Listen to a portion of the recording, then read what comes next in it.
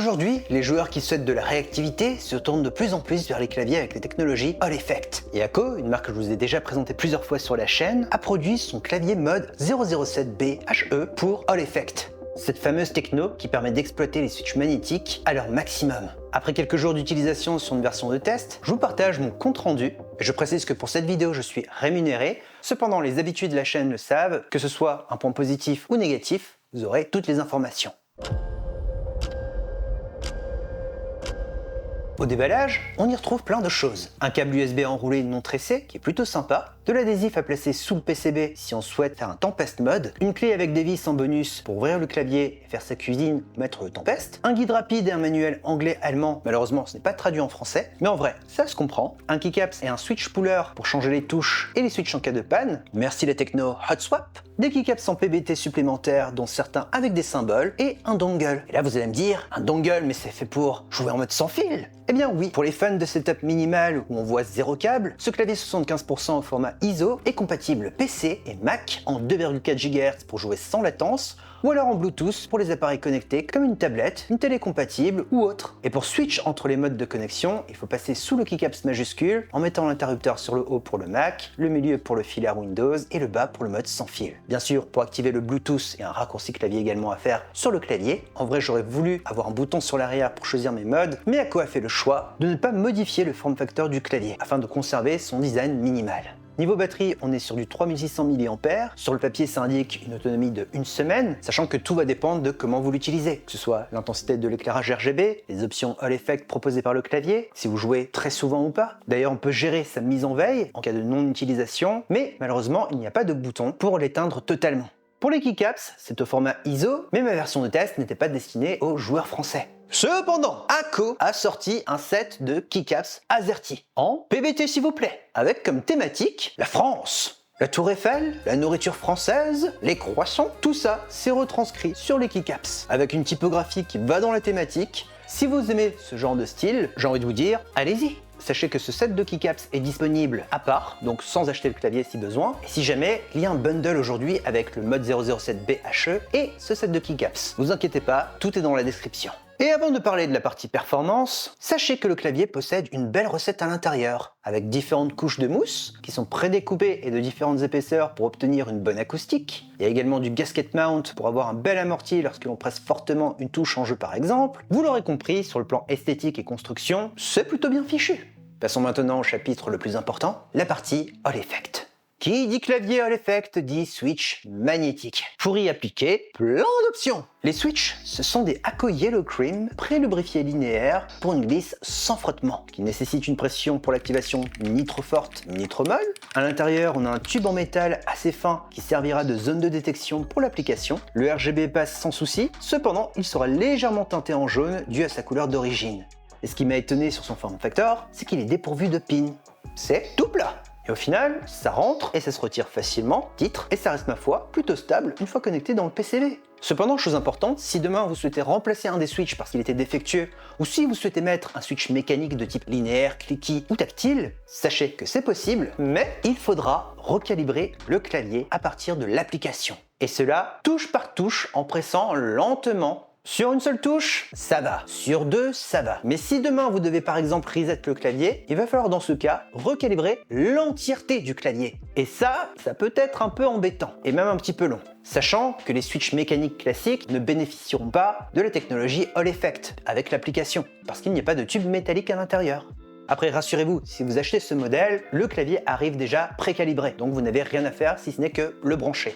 Après, pour ma part, c'est la première fois que je vois un clavier de ce genre-là où il faut carrément calibrer celui-ci de manière à ce qu'il soit fonctionnel, du moins quand on replace le keycaps. Donc si jamais vous devez remplacer un switch, ayez le réflexe de recalibrer votre clavier. Parlons maintenant de l'application qui permettra de décupler toutes les capacités de ce mode 007B HE.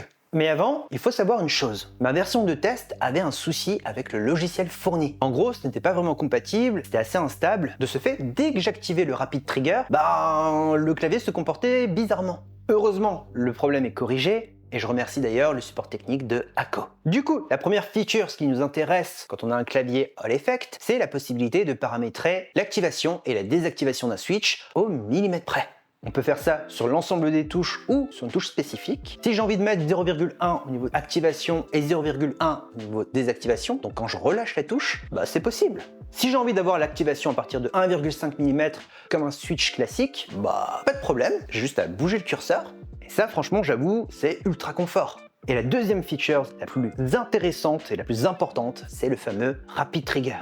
Comme en switch mécanique, laser ou optique, où la distance est toujours fixe, là vous pouvez réinitialiser votre touche, peu importe où vous vous situez dans la hauteur du switch. Dans les jeux comme Valorant, perso moi je suis à 0,1 pour l'activation et la désactivation également à 0,1. Je frôle ma touche, ça s'active, je relâche ne serait-ce qu'un tout petit peu, ça se désactive. Ça c'est parfait pour faire des strafes rapides, gauche-droite et tout dans tous les sens, soit pour tâter un peu le terrain, soit pour surprendre mon ennemi. Et je vous jure, quand on a une spectre ou une fantôme en main pour full, c'est plutôt marrant. Après, si vous n'êtes pas à l'aise avec les réglages, sachez qu'il existe des profils prédéfinis. Confort, ça c'est parfait pour écrire. Sensitive, c'est nettement plus sensible, mais j'avoue, je sais pas trop à quoi il sert. Et mode gaming, qui est un dérivé du mode sensible, mais avec le rapid trigger. Donc là, oui, utilisez ce mode si vous voulez jouer. Après, si vous êtes un utilisateur avancé et que vous êtes à l'aise avec les zones d'activation, les dead zones, etc., vous pouvez utiliser le mode custom pour faire tout à votre sauce. La troisième fonction, c'est le Dynamic Keystrokes. Ça, c'est pour définir sur une même touche différents niveaux d'activation. En gros, sur Valorant par exemple, si j'appuie sur la touche Z, je vais courir. Et si j'ai besoin de marcher, c'est Shift plus Z. Une autre fonctionnalité que j'ai bien aimée aussi, c'est le mode Tape. Le principe est simple, sur une même touche, vous pouvez avoir deux actions. Par exemple, si je touche brièvement la touche C, sur PUBG, ça va me mettre accroupi. Si je maintiens genre 0,5 secondes de plus, ça va m'accroupir avec la touche X. En fait, il faut imaginer la touche X intégrée dans la touche C, et en plus, à travers l'interface, on peut choisir à quel moment on veut que la touche s'active quand on maintient notre bouton. Et la dernière feature propre à ce clavier, c'est son mode Touch and Going Land. Le principe est simple. Si vous appuyez normalement la touche Y par exemple, bah ça va écrire Y. Mais si vous la touchez très rapidement, ça va spammer la touche Y. Ça, c'est très pratique si vous jouez à des jeux où le spam de touche est important. Mais de mon côté, vu que je joue que à Valorant et Overwatch en ce moment, ben, je n'en ai pas trouvé l'utilité. Après, on a les options de macro, on peut créer des profils, différents layers aussi. Par exemple, vous voulez un profil spécial All Effect pour FPS, bah vous pouvez. Et si vous voulez une version spéciale MOBA, c'est tout à fait possible. Niveau polling rate, on est à 1000 Hz, ce qui est amplement suffisant. Vous avez l'anti-ghosting, vous pouvez paramétrer aussi le RGB, partager votre propre RGB, télécharger d'autres éclairages RGB faits par d'autres créateurs. Vous pouvez aussi reparamétrer toutes les touches médias, notamment sur la molette, bien que j'aurais aimé qu'elle soit crantée. Bref, c'est un clavier clairement orienté compétitif. Cependant, j'ai une réserve au niveau de l'application. Pour moi, elle mériterait quelques améliorations au niveau de l'interface utilisateur. Car mine de rien, certaines options sont assez difficiles à comprendre la première fois. J'avoue, j'ai dû faire quelques essais avant de comprendre correctement comment fonctionne cette application, notamment avec l'option Dynamic Strokes. Par exemple, c'est noté nulle part que si tu cliques légèrement à gauche, ça annule l'option que tu as définie. Pareil, si on applique différents modes sur chaque touche, elles sont toutes notées en bleu. Faut savoir qu'elle est traduite en français, ça c'est vraiment cool. Cependant, il y a quelques petites fautes de français, mais surtout, sur une des pages, la mise en page, elle est un petit peu bancale. Rassurez-vous, ça sera corrigé dans un prochain patch. Mais voilà, comme je vous l'ai dit, si jamais je vois un souci, bah je vous en fais part. Au niveau du prix, sachez que le mode 007B HE de chez ACO est à 240 €. C'est clairement un prix élevé. Mais pour moi, il est vraiment destiné à un public bien précis. Pour moi, c'est ceux qui veulent de la performance, tout en ayant un setup minimal sans câble, avec un gros travail à l'intérieur pour le son. C'est ce que vous retrouverez à travers ce clavier. Sachant que derrière, faut pas oublier, ça reste un châssis en aluminium qui est quand même bien épais, avec encore une plaque pour alourdir le tout. Les options que propose ce clavier All Effect fonctionnent très très bien. Et si vous trouvez l'interface trop complexe, sachez qu'il y a quand même les profils que je vous ai énoncés avant, à savoir le mode confort, sensitive et gaming. Je remercie la marque ACO de m'avoir fait confiance pour l'analyse de ce clavier. Comme vous l'avez vu, que ce soit rémunéré ou non, vous avez toujours les informations positives et négatives de mon côté. Si vous avez des questions, l'espace commentaire est à votre disposition. N'oubliez pas le like pour m'épauler. Sur ce, je vous dis à très bientôt, portez-vous bien, c'était le Captain Gros Chat. Bisous!